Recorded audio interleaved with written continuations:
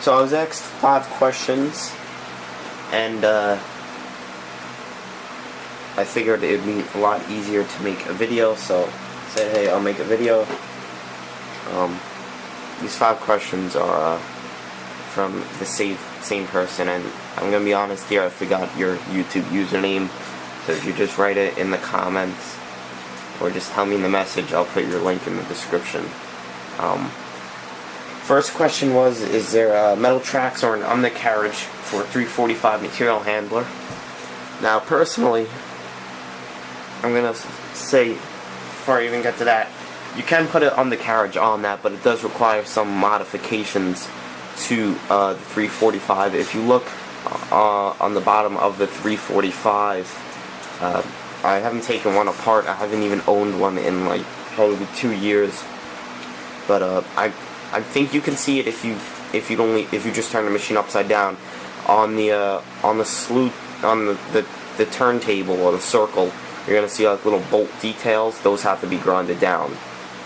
And on the Deere 450, which are both tracks and undercarriage for the 345, you have to grind down the turntable on the undercarriage until it's flat.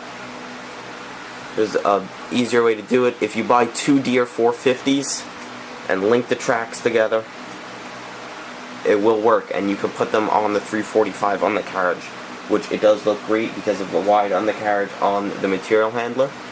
Personally, I never liked the look of the 450 undercarriage on the 345, but I did do it for many customs.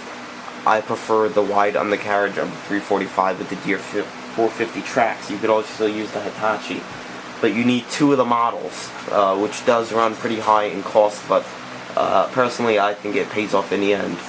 About making the stationary handler, I really don't know. I mean, I've never even thought or how to do something of that.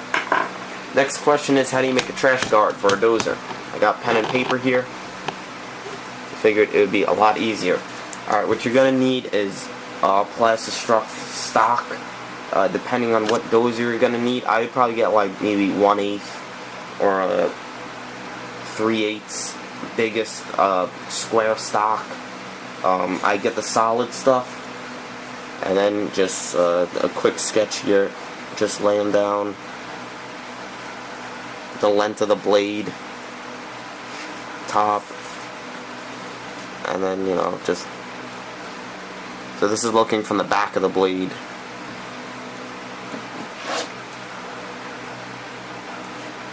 And then this would be the bottom. It's really easy. Nothing really that hard about it. You could put some mesh up top. Again, a quick drawing. Now, to attach it to the dozer blade, and I've done a root rake. This is looking from the side of the blade. You can see this is the top, how it angles up towards the top, and this is the bottom, and that's the top. What you're going to do is you're going to get some metal wire, and wire that when you bend it, it will stay. And you're just going to bend it. You're going to glue it. Well, before you glue it, you're going to bend it, and you're going to bend it like this. Alright, so basically you're going to bend a 3-sided triangle. So when you put it on the existing dozer blade, it's going to just be like a clip. So you just drop it right on. And I've done that for a root rake. It works perfect. It's just, I personally say it's the best way. Whether you use this way or not, it's up to you. But that's just the best way to do it. It's really simple, and I think it's harder to think about it and try to decide than to actually do it. Next thing is dial ideas. Any dial building tips or ideas. First thing you got to do is get more paper and keep drawing out plans and actually measure the plans.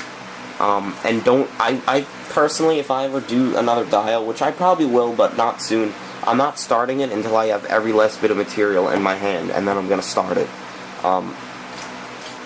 And make sure you have enough material, because I have ruined a dial, including one that I have brought to DHS.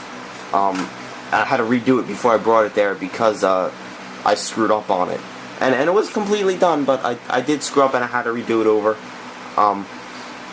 if you're building mounds, build it out of styrofoam covered in plaster, white plaster of Paris, and if you do use the plaster of Paris, paint it all black. I mean, just smother it in black paint, a water base black paint, you know, like not an oil base, something that dries quick, a cheap black paint, the cheapest stuff you could find, and then lay down your grass and dirt, because the white will start to show. And make sure you have a high budget. Always go like $50 over your budget. Just make a budget and plan it out, and get a lot of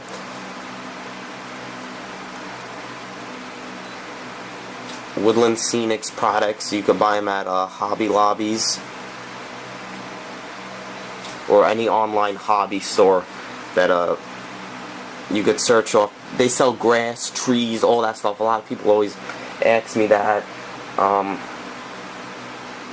Just great products. The fourth question is a fair price the dump truck. I'm gonna either say the Norscot cat truck or the Mack Granite Endor 357 by First Gear. The P357 and the Mack Granite are made by First Gear. The Norscot is the new cat truck. I think it's like the CT660 or 660. Only reason why I'm gonna say go with the First Gear one is because they're both $65, and I owned one of the tractors. No, I owned one of the dump trucks a while back. Two of them actually, and they were just great. They were really nice trucks. I'm not gonna say go with the cat one. I personally do want the cat one, but the dump bed doesn't raise too high, and I know on this one the dump bed raises nice, but the First Gear one seems a tad bit out of scale, but I'm still gonna say go with the First Gear one either way. And the fifth question is a 4-in-1 bucket for a loader. I don't know if you mean by what is a 4-in-1 bucket for a loader, or about building a 4-in-1 bucket for a loader.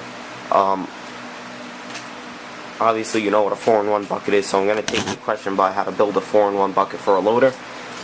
Building a 4-in-1 bucket for a loader, personally, I wouldn't even attempt it. It just seems too delicate. If any of you guys want to do it, have at it, but I just personally wouldn't do it. The only thing that I could say for a 4-in-1 bucket for a loader is if you take the Norscot 420 backhoe bucket, and it has a quick coupler, it could go on a quick coupler, and put it on the 924G's quick coupler. That's the only way, because I wouldn't personally build one, and I'm pretty sure that's the only way to get one on a loader, and it would have to be from the 420 to the 924. I know it fits, I've done it before. Believe me, it is pretty cool. That's pretty much sums it up. If anyone else has any questions, let me know. Once I get the 5 questions, that's when I make the video, depending on if this video series goes popular. Any questions you have, really, doesn't matter if it's just really anything, but if it does seem to be popular, I keep making more than 5 questions a video. Thanks for watching. Again, write your username to me so I could put it in the description, and like I said, thanks for watching.